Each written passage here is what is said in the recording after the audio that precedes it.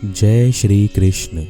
आज हम श्रीमद् भगवत महापुराण के दशम स्कंद का 13वां अध्याय शुरू करने जा रहे हैं, जिसका शीर्षक है ब्रह्मा जी का मोह और उसका नाश। श्रीमद् भगवत महापुराण की बाकी वीडियोस की प्लेलिस्ट का लिंक आपको डिस्क्रिप्शन बॉक्स में मिल जाएगा। तो आइए शुरू करते हैं। श्री सुखदेव जी कहते हैं, परीक्षित, तुम बड़े भाग्यवान हो। भगवान के प्रेमी भक्तों में तुम्हारा स्थान श्रेष्ठ है, तभी तो तुमने इतना सुंदर प्रश्न किया है। यूं तो तुम्हें बार बार भगवान की लीला कथाएं सुनने को मिलती हैं, फिर भी तुम उनके संबंध में प्रश्न करके उन्हें और भी सरस और भी नूतन बना देते हो। रसिक संतों की वाणी, कान और हृदय भगवान की लीला के गान, श्रवण और चिंतन के लिए ही होते हैं। उनका यह स्वभाव ही होता है कि वे क्षण प्रतिक्षण भगवान की लीलाओं को अपूर्व रसमयी और नित्य नूतन अनुभव करते रहें। ठीक वैसे ही जैसे लंपट पुरुषों को स्त्रियों की चर्चा में नया नया रस जान पड़ता है। परीक्षित, तुम एकाग्र चित्त से श्रवण करो। यद्यपि भगवान की यह लीला अत्यंत रहस्यमयी है, फिर भी मैं तुम्हें सुनाता हूँ, क्योंकि दयालु आचार्यगण अपने प्रेमी शिष्य को गुप्त रहस्य भी बतला दिया करते हैं। यह तो मैं तुमसे कह ही चुका हूँ कि भगवान श्री कृष्ण ने अपने साथी ग्वाल बालों को मृत्यु रूप अघासुर के मुंह से बचा लिया। इसके बाद वे उन्हें यमुना के पुलिन पर ले आए और उनसे कहने लगे, मेरे प्यारे मित्रों, यमुना जी का यह पुलिन अत्यंत रमणीय है। देखो तो सही, यहाँ की बालू कितनी कोमल और स्वच्छ है। हम लोगों के लिए खेलने की तो यहाँ सभी सामग्री विद्यमान है। देखो, एक ओर रंग बिरंगे कमल खिले हुए हैं और उनकी सुगंध से खींचकर भौरे गुंजार कर रहे हैं, तो दूसरी ओर सुंदर सुंदर पक्षी बड़ा ही मधुर कलरव कर रहे हैं, जिसकी प्रतिध्वनि से सुशोभित वृक्ष इस स्थान की शोभा बढ़ा रहे हैं। अब हम लोगों को यहाँ भोजन कर लेना चाहिए, क्योंकि दिन बहुत चढ़ आया है और हम लोग भूख से पीड़ित हो रहे हैं। बछड़े पानी पीकर समीप ही धीरे धीरे हरी हरी घास चरते रहें। ग्वाल बालों ने एक स्वर से कहा, ठीक है, ठीक है। उन्होंने बछड़ों को पानी पिलाकर हरी हरी घास में छोड़ दिया और अपने अपने छीके खोल खोल कर भगवान के साथ बड़े आनंद से भोजन करने लगे। सबके बीच में भगवान श्री कृष्ण बैठ गए। उनके चारों ओर ग्वाल बालों ने बहुत सी मंडलाकार पंक्तियां बना ली और एक से एक सटकर बैठ गए। सबके मुंह श्री कृष्ण की ओर थे और सबकी आंखें आनंद से खिल रही थीं। वन भोजन के समय श्री कृष्ण के साथ बैठे हुए ग्वाल बाल ऐसे शोभायमान हो रहे थे मानो कमल की कर्णिका के चारों ओर उसकी छोटी बड़ी पंखुड़ियां सुशोभित हो रही हों। कोई पुष्प तो कोई पत्ते और कोई कोई पल्लव, अंकुर, फल, छीके, छाल एवं पत्थरों के पात्र बनाकर भोजन करने लगे। भगवान श्री कृष्ण और ग्वाल बाल सभी परस्पर अपनी अपनी भिन्न भिन्न रुचि का प्रदर्शन करते। कोई किसी को हंसा देता तो कोई स्वयं ही हंसते हंसते लोटपोट हो जाता। इस प्रकार वे सब भोजन करने लगे। उस समय श्री कृष्ण की छटा सबसे निराली थी। उन्होंने मुरली को तो कमर की फेंट में आगे की ओर खोस लिया था। सिंगी और बैंत बगल में दबा लिए थे। बाएं हाथ में बड़ी ही मधुर घृत मिश्रित दही भात का ग्रास था और अंगुलियों में अदरक, नींबू आदि के अचार मुरब्बे दबा रखे थे। ग्वाल बाल उनको चारों ओर से घेर कर बैठे हुए थे और वे स्वयं सबके बीच में बैठकर अपनी विनोद भरी बातों से अपने साथी ग्वाल बालों को हंसाते जा रहे थे। जो समस्त यज्ञों के एकमात्र भोक्ता हैं, वे ही भगवान ग्वाल बालों के साथ बैठकर इस प्रकार बाल लीला करते हुए भोजन कर रहे थे और स्वर्ग के देवता आश्चर्यचकित होकर यह अद्भुत लीला देख रहे थे। भगवंत शिरोमणि इस प्रकार भोजन करते करते ग्वाल बाल भगवान की इस रसमयी लीला में तन्मय हो गए। उसी समय उनके बछड़े हरी हरी घास के लालच से घोर जंगल में बड़ी दूर निकल गए। जब ग्वाल बालों का ध्यान उस ओर गया, तब तो वे भयभीत हो गए। उस समय अपने भक्तों के भय को भगा देने वाले भगवान श्री कृष्ण ने कहा, मेरे प्यारे मित्रों, तुम लोग भोजन करना बंद मत करो, मैं अभी बछड़ों को लिए आता हूँ। ग्वाल बालों से इस प्रकार कहकर भगवान श्री कृष्ण हाथ में दही भात का कौर लिए ही पहाड़ों, गुफाओं, कुंजों एवं अन्यान्य भयंकर स्थानों में अपने तथा साथियों के बछड़ों को ढूंढने चल दिए। परीक्षित, ब्रह्मा जी पहले से ही आकाश में उपस्थित थे। प्रभु के प्रभाव से अघासुर का मोक्ष देखकर उन्हें बड़ा आश्चर्य हुआ। उन्होंने सोचा कि लीला से मनुष्य बालक बने हुए भगवान श्री कृष्ण की कोई और मनोहर महिमामयी लीला देखनी चाहिए। ऐसा सोचकर उन्होंने पहले तो बछड़ों को और भगवान श्री कृष्ण के चले जाने पर ग्वाल बालों को भी अन्यत्र ले जाकर रख दिया और स्वयं अंतर्धान हो गए। अंततः वे जड़ कमल की ही तो संतान हैं। भगवान श्री कृष्ण बछड़े न मिलने पर यमुना जी के पुलिन पर लौट आए, परंतु यहाँ क्या देखते हैं कि ग्वाल बाल भी नहीं है। तब उन्होंने वन में घूम घूम कर चारों ओर उन्हें ढूंढा, परंतु जब ग्वाल बाल और बछड़े उन्हें कहीं न मिले तब वे तुरंत जान गए कि यह सब ब्रह्मा की करतूत है। वे तो सारे विश्व के एकमात्र ज्ञाता हैं। अब भगवान श्री कृष्ण ने बछड़ों और ग्वाल बालों की माताओं को तथा ब्रह्मा जी को भी आनंदित करने के लिए अपने आप को ही बछड़ों और ग्वाल बालों दोनों के रूप में बना लिया, क्योंकि वे ही तो संपूर्ण विश्व के कर्ता सर्वशक्तिमान ईश्वर हैं। परीक्षित, वे बालक और बछड़े संख्या में जितने थे, जितने छोटे छोटे उनके शरीर थे, उनके हाथ पैर जैसे जैसे थे, उनके पास जितनी और जैसी छड़ियां, सिंगी, बांसुरी, पत्ते और छीके थे, जैसे और जितने वस्त्राभूषण थे, उनके शील, स्वभाव, गुण, नाम, रूप और अवस्थाएं जैसी थीं। जिस प्रकार वे खाते पीते और चलते थे, ठीक वैसे ही और उतने ही रूपों में सर्वस्वरूप भगवान श्री कृष्ण प्रकट हो गए। उस समय यह संपूर्ण जगत विष्णु रूप है। यह वेदवाणी मानो मूर्तिमती होकर प्रकट हो गई। सर्वात्मा भगवान स्वयं ही बछड़े बन गए और स्वयं ही ग्वाल बाल। अपने आत्मस्वरूप बछड़ों को अपने आत्मस्वरूप ग्वाल बालों के द्वारा घेर कर अपने ही साथ अनेकों प्रकार के खेल खेलते हुए उन्होंने व्रज में प्रवेश किया। परीक्षित, जिस ग्वाल बाल के जो बछड़े थे, उन्हें उसी ग्वाल बाल के रूप से अलग अलग ले जाकर उसकी बाखल में घुसा दिया और विभिन्न बालकों के रूप में उनके भिन्न भिन्न घरों में चले गए। ग्वाल बालों की माताएं बांसुरी की तान सुनते ही जल्दी से दौड़ आईं। ग्वाल बाल बने हुए परब्रह्म श्री कृष्ण को अपने बच्चे समझकर हाथों से उठाकर उन्होंने जोर से हृदय से लगा लिया। वे अपने स्तनों से वात्सल्य स्नेह की अधिकता के कारण सुधा से भी मधुर और आसव से भी मादक चुचुआता हुआ दूध उन्हें पिलाने लगी। परीक्षित, इसी प्रकार प्रतिदिन संध्या समय भगवान श्री कृष्ण उन ग्वाल बालों के रूप में वन से लौट आते और अपनी बाल सुलभ लीलाओं से माताओं को आनंदित करते। वे माताएं उन्हें उपटन लगाती, नहलाती, चंदन का लेप करती और अच्छे अच्छे वस्त्रों तथा गहनों से सजाती। दोनों बहों के बीच में ढीठ से बचाने के लिए काजल का ढिटौना लगा देती तथा भोजन कराती और तरह तरह से बड़े लाड़ प्यार से उनका लालन पालन करती।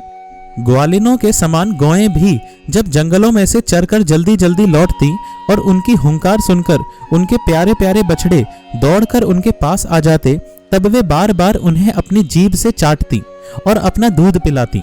उस समय स्नेह की अधिकता के कारण उनके थनों से स्वयं ही दूध की धारा बहने लगती।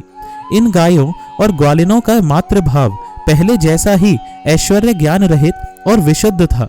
हाँ, अपने असली पुत्रों की अपेक्षा इस समय उनका स्नेह अवश्य अधिक था।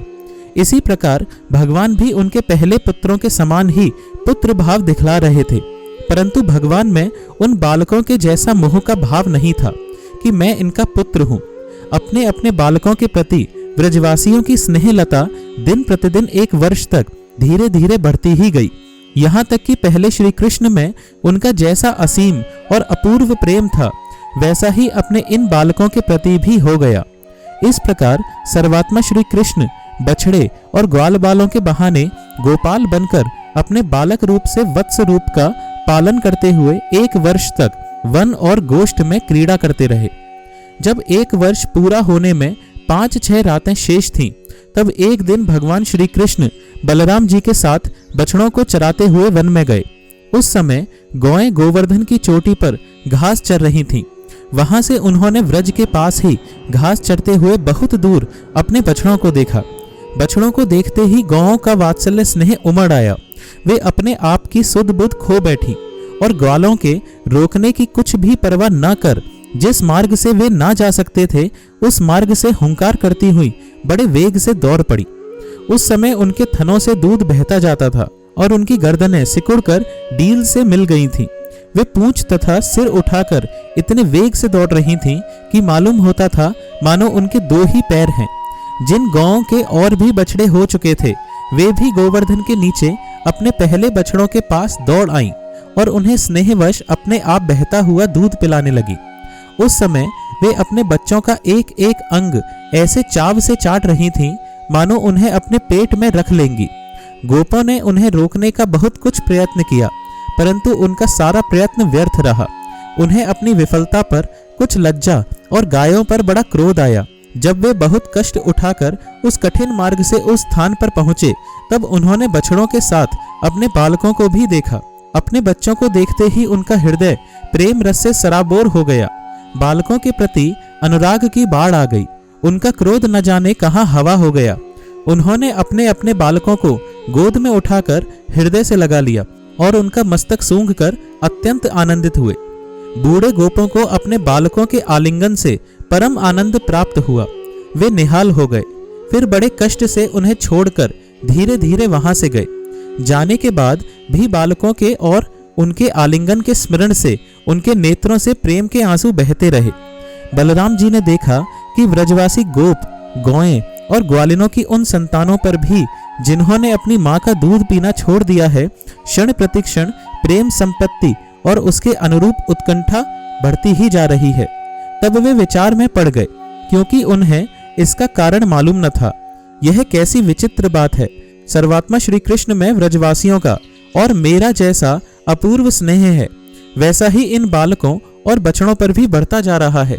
यह कौन सी माया है, कहाँ से आई है? यह किसी देवता की है, मनुष्य की है अथवा असुरों की? परंतु क्या ऐसा भी संभव है? नहीं नहीं, यह तो मेरे प्रभु की ही माया है और किसी की माया में ऐसी सामर्थ्य नहीं जो मुझे भी मोहित कर ले। बलराम जी ने ऐसा विचार करके ज्ञान दृष्टि से देखा तो उन्हें ऐसा मालूम हुआ कि इन सब बछड़ों और ग्वाल बालों के रूप में केवल श्री कृष्ण ही श्री कृष्ण है। तब उन्होंने श्री कृष्ण से कहा, भगवन, ये ग्वाल बाल और बछड़े न देवता हैं और ना तो कोई ऋषि ही। इन भिन्न भिन्न रूपों का आश्रय लेने पर भी आप अकेले ही इन रूपों में प्रकाशित हो रहे हैं। कृपया स्पष्ट करके थोड़े में ही यह बतला दीजिए कि आप इस प्रकार बछड़े, बालक, सिंगी, रस्सी आदि के रूप में अलग अलग क्यों प्रकाशित हो रहे हैं। तब भगवान ने ब्रह्मा की सारी करतूत सुनाई और बलराम जी ने सब बातें जान ली। परीक्षित, तब तक ब्रह्मा जी ब्रह्मलोक से व्रज में लौट आए।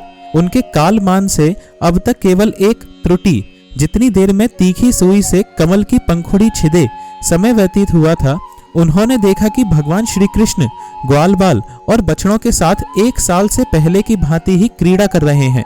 वे सोचने लगे, गोकुल में जितने भी ग्वाल बाल और बछड़े थे वे तो मेरी मायामयी शैया पर सो रहे हैं। उनको तो मैंने अपनी माया से अचेत कर दिया था। वे तब से अब तक सचेत नहीं हुए। तब मेरी माया से मोहित ग्वाल बाल और बछड़ों के अतिरिक्त ये उतने ही दूसरे बालक तथा बछड़े कहाँ से आ गए जो 1 साल से भगवान के साथ खेल रहे हैं। ब्रह्मा जी ने दोनों स्थानों पर दोनों को देखा और बहुत देर तक ध्यान करके अपनी ज्ञान दृष्टि से उनका रहस्य खोलना चाहा, परंतु इन दोनों में कौन से पहले के ग्वाल बाल हैं और कौन से पीछे बना लिए गए हैं, इनमें से कौन सच्चे हैं और कौन बनावटी, यह बात वे किसी प्रकार न समझ सके। भगवान श्री कृष्ण की माया में तो सभी मुग्ध हो रहे हैं, परंतु कोई भी माया मोह भगवान का स्पर्श नहीं कर सकता। ब्रह्मा जी उन्हीं भगवान श्री कृष्ण को अपनी माया से मोहित करने चले थे, किंतु उनको मोहित करना तो दूर रहा, वे अजन्मा होने पर भी अपनी ही माया से अपने आप मोहित हो गए। जिस प्रकार रात के घोर अंधकार में कोहरे के अंधकार का और दिन के प्रकाश में जुगनू के प्रकाश का पता नहीं चलता, वैसे ही जब शूद्र पुरुष महापुरुषों पर अपनी माया का प्रयोग करते हैं तब वह उनका तो कुछ बिगाड़ नहीं सकती, अपनी ही प्रभाव खो बैठती है। ब्रह्मा जी विचार कर ही रहे थे कि उनके देखते देखते उसी क्षण सभी ग्वाल बाल और बछड़े श्री कृष्ण के रूप में दिखाई पड़ने लगे। सबके सब सजल जलधर के समान श्याम वर्ण, पीतांबरधारी, शंख, चक्र, गदा और पद्म से युक्त चतुर्भुज, सबके सिर पर मुकुट, कानों में कुंडल और कंठों में मनोहर हार तथा वनमालाएं शोभायमान हो रही थीं। उनके वक्षस्थल पर स्वर्ण की सुनहली रेखा, श्रीवत्स, बाहुओं में बाजूबंद, कलाइयों में शंखाकार, रत्नों से जड़े कंगन, चरणों में नुपुर और कड़े, कमर में करधनी तथा अंगुलियों में अंगूठियां जगमगा रही थीं।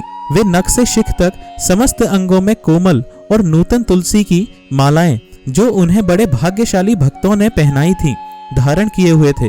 उनकी मुस्कान चांदनी के समान उज्जवल थी और रत्नारे नेत्रों की कटाक्षपूर्ण चितवन बड़ी ही मधुर थी। ऐसा जान पड़ता था मानो वे इन दोनों के द्वारा सत्वगुण और रजोगुण को स्वीकार करके भक्तजनों के हृदय में शुद्ध लालसाएं जगाकर उनको पूर्ण कर रहे हैं। ब्रह्मा जी ने यह भी देखा कि उन्हीं के जैसे दूसरे ब्रह्मा से लेकर तृण तक सभी चराचर जीव मूर्तिमान होकर नाचते गाते अनेक प्रकार की पूजा सामग्री से अलग अलग भगवान के उन सब रूपों की उपासना कर रहे हैं।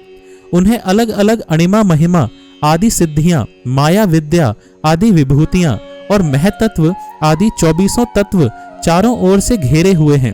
प्रकृति में शोभ उत्पन्न करने वाला काल, उसके परिणाम का कारण स्वभाव, वासनाओं को जगाने वाला संस्कार, कामनाएं, कर्म, विषय और फल सभी मूर्तिमान होकर भगवान के प्रत्येक रूप की उपासना कर रहे हैं। भगवान की सत्ता और महत्ता के सामने उन सभी की सत्ता और महत्ता अपना अस्तित्व खो बैठी थी। ब्रह्मा जी ने यह भी देखा कि वे सभी भूत, भविष्यत और वर्तमान काल के द्वारा सीमित नहीं हैं, त्रिकाल बाधित सत्य हैं। वे सब के सब स्वयं प्रकाश और केवल अनंत आनंद स्वरूप हैं। उनमें जड़ता अथवा चेतना का भेदभाव नहीं है। वे सब के सब एक रस हैं। यहाँ तक कि उपनिषदर्शी तत्वज्ञानियों की दृष्टि भी उनकी अनंत महिमा का स्पर्श नहीं कर सकती। इस प्रकार ब्रह्मा जी ने एक साथ ही देखा कि वे सब के सब उन परब्रह्म परमात्मा श्री कृष्ण के ही स्वरूप हैं, जिनके प्रकाश से यह सारा चराचर जगत प्रकाशित हो रहा है। यह अत्यंत आश्चर्यमय दृश्य देखकर ब्रह्मा जी तो चकित रह गए। उनकी 11 इंद्रियां, 5 कर्मेंद्रियां, 5 ज्ञानेंद्रियां और 1 मन शुद्ध एवं स्तब्ध रह गईं। वे भगवान के तेज से निस्तेज होकर मौन हो गए। उस समय वे ऐसे स्तब्ध होकर खड़े रह गए मानो व्रज के अधिष्ठार्थ देवता के पास एक पुतली खड़ी हो। परीक्षित, भगवान का स्वरूप तर्क से परे है। उसकी महिमा असाधारण है। वह स्वयं प्रकाश, आनंद स्वरूप और माया से अतीत है। वेदांत भी साक्षात रूप से उसका वर्णन करने में असमर्थ हैं। इसलिए उससे भिन्न का निषेध करके आनंद स्वरूप ब्रह्म का किसी प्रकार कुछ संकेत करता है। यद्यपि ब्रह्मा जी समस्त विद्याओं के अधिपति हैं, तथापि भगवान के दिव्य स्वरूप को वे तनिक भी न समझ सके कि यह क्या है। यहाँ तक कि वे भगवान के उन महिमामय रूपों को देखने में भी असमर्थ हो गए। उनकी आंखें मुंद गईं। भगवान श्री कृष्ण ने ब्रह्मा के इस मोह और असमर्थता को जानकर बिना किसी प्रयास के तुरंत अपनी माया का पर्दा हटा दिया। इससे ब्रह्मा जी को ब्रह्म ज्ञान हुआ। वे मानो मरकर फिर जी उठे। सचेत होकर उन्होंने ज्यों त्यों करके बड़े कष्ट से अपने नेत्र खोले। तब कहीं उन्हें अपना शरीर और यह जगत दिखाई पड़ा। फिर ब्रह्मा जी जब चारों ओर देखने लगे, तब पहले दिशाएं और उसके बाद तुरंत ही उनके सामने वृंदावन दिखाई पड़ा। वृंदावन सबके लिए एक सा प्यारा है। जिधर देखिए उधर ही जीवों को जीवन देने वाले फल और फूलों से लदे हुए हरे हरे पत्तों से लहलाते हुए वृक्षों की पातें शोभा पा रही हैं। भगवान श्री कृष्ण की लीला भूमि होने के कारण वृंदावन धाम में क्रोध, तृष्णा आदि दोष प्रवेश नहीं कर सकते और वहां स्वभाव से ही परस्पर दुस्त्यज वैर रखने वाले मनुष्य और पशु पक्षी भी प्रेमी मित्रों के समान हिल मिलकर एक साथ रहते हैं। ब्रह्मा जी ने वृंदावन का दर्शन करने के बाद देखा कि अद्वितीय परब्रह्म गोपवंश के बालक का सा नाट्य कर रहा है। एक होने पर भी उसके सखा हैं, अनंत होने पर भी वह इधर उधर घूम रहा है और उसका ज्ञान अगाध होने पर भी वह अपने ग्वाल बाल और बछड़ों को ढूंढ रहा है। ब्रह्मा जी ने देखा कि जैसे भगवान श्री कृष्ण पहले अपने हाथ में दही भात का कौर लिए उन्हें ढूंढ रहे थे, वैसे ही अब भी अकेले ही उनकी खोज में लगे हैं। भगवान को देखते ही ब्रह्मा जी अपने वाहन हंस पर से कूद पड़े और सोने के समान चमकते हुए अपने शरीर से पृथ्वी पर दंड की भांति गिर पड़े। उन्होंने अपने चारों मुकुटों के अग्रभाग से भगवान के चरण कमलों का स्पर्श करके नमस्कार किया और आनंद के आंसुओं की धारा से उन्हें नहला दिया। वे भगवान श्री कृष्ण की पहले देखी हुई महिमा का बार बार स्मरण करते, उनके चरणों पर गिरते और उठ उठकर फिर गिर पड़ते। इसी प्रकार बहुत देर तक वे भगवान के चरणों में ही पड़े रहे। फिर धीरे धीरे उठे और अपने नेत्रों के आंसू पोंछे। प्रेम और मुक्ति के एकमात्र उद्गम भगवान को देखकर उनका सिर झुक गया। वे कांपने लगे। अंजलि बांधकर बड़ी नम्रता और एकाग्रता के साथ गदगद वाणी से वे भगवान की स्तुति करने लगे। तो इस प्रकार श्रीमद् भगवत महापुराण का यह 13वां अध्याय समाप्त हुआ। जय श्री कृष्ण। आइए थोड़ा भजन करते हैं। हरे कृष्ण कृष्ण कृष्ण हरे हरे, हरे राम राम राम हरे हरे, हरे कृष्ण कृष्ण कृष्ण हरे हरे, हरे राम राम राम हरे हरे, हरे कृष्ण कृष्ण कृष्ण हरे हरे, हरे राम राम राम हरे हरे। हरे कृष्णा।